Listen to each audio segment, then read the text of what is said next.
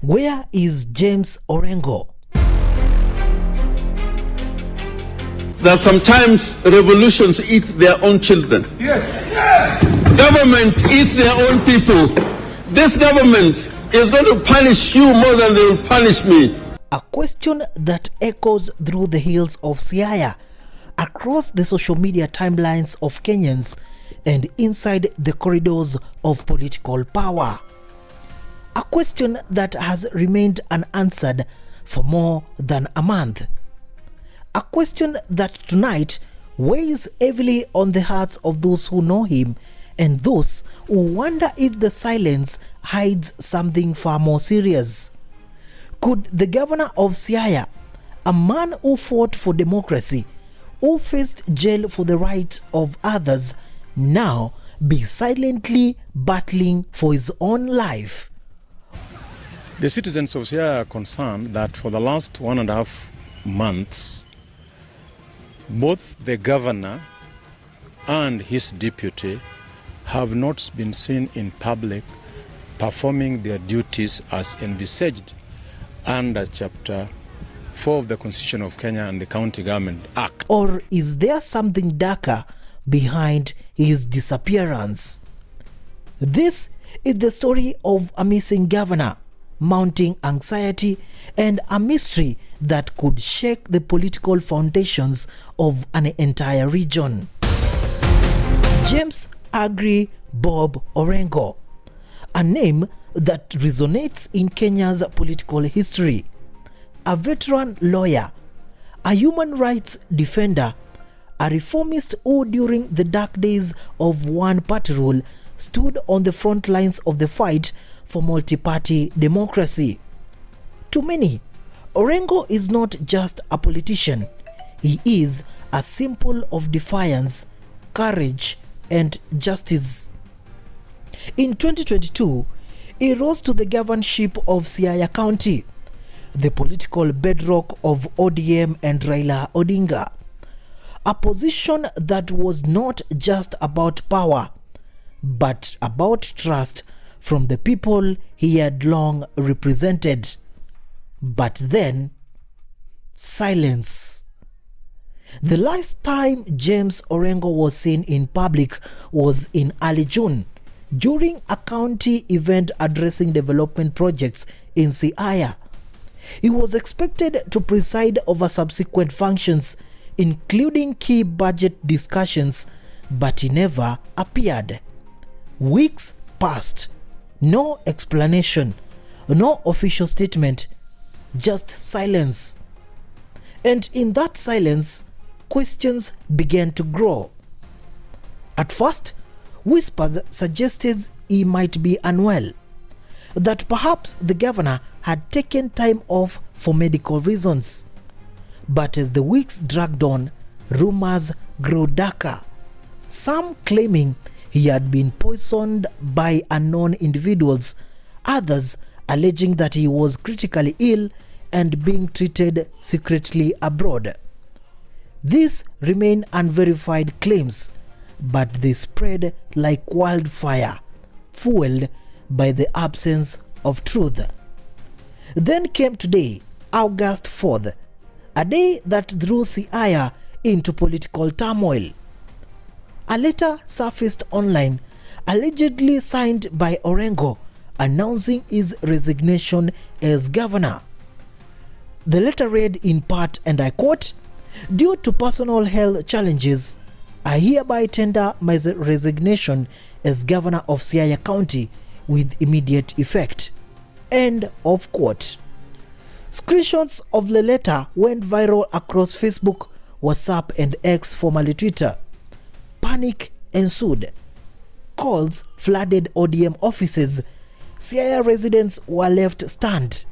Could this be true? Was the man they trusted, the man they revered, stepping down? ODM acted swiftly, dismissing the letter in strong terms. In an official statement, the party declared, and I quote, "Our attention has been drawn to a viral letter purporting to announce the resignation of Governor James Orengo.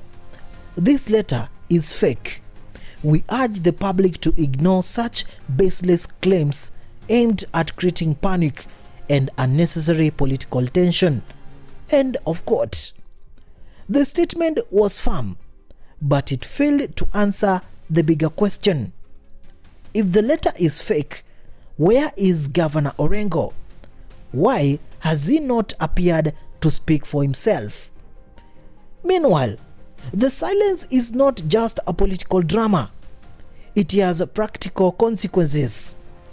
A petition has already been filed at the Siaya County Assembly demanding clarity on Orengo's absence and raising alarm over stalled county operations. The petition reads in part, and I quote, "The people of Siaya deserve transparency. The county executive must provide a full statement on the whereabouts and health status of Governor James Orengo to avert a governance vacuum." End of quote. Budget approvals have stalled. Development projects remain pending. And in villages and town centers, residents are worried, not just about their governor, but about the future of their county. James Orengo is not just any county boss. He is a political heavyweight, a senior ODM figure, and one of Raila Odinga's most trusted allies.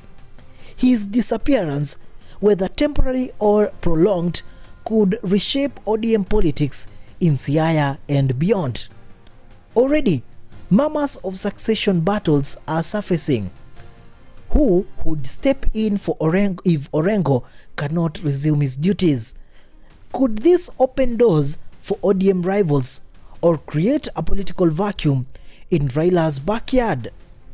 These are the questions ODM strategists are quietly grappling with, even as they try to project calm.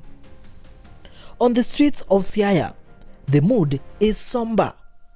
A bodaboda rider told local reporters, and I quote, "Governor James Orengo is like a father to us.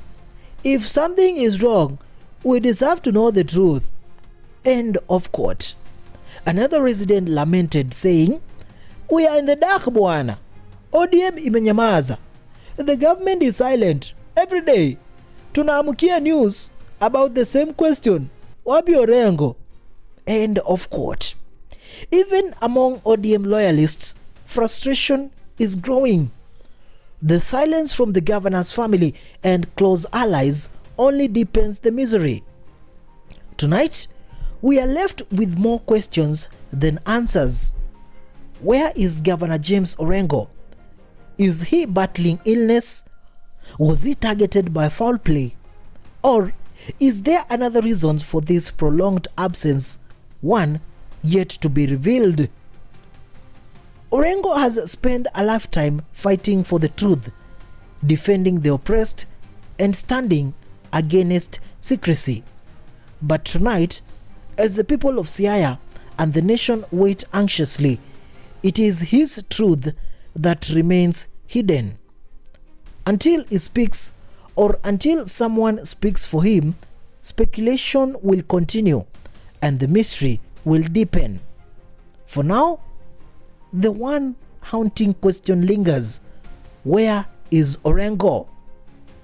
This is the commentator, mjukuu wake Papa Francis, reporting for my YouTube channel.